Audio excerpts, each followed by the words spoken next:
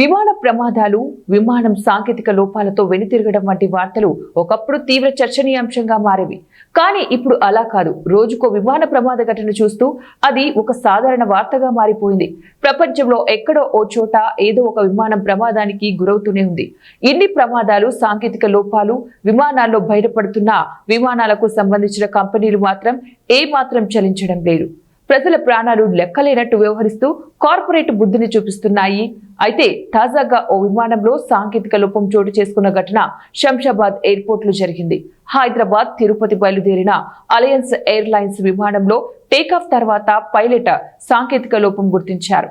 దీంతో తిరిగి వెంటనే శంషాబాద్ ఎయిర్పోర్ట్ లో ఎమర్జెన్సీ ల్యాండింగ్ చేశారు. టేకాఫ్ సమయంలో విమానంలో 67 మంది ప్రయాణికులు ఉన్నట్లు అధికారులు తెలిపారు. ప్రయాణికులను దింపి సాంకేతిక లోపాన్ని పరిశీలిస్తున్నట్లు వెల్లడించారు.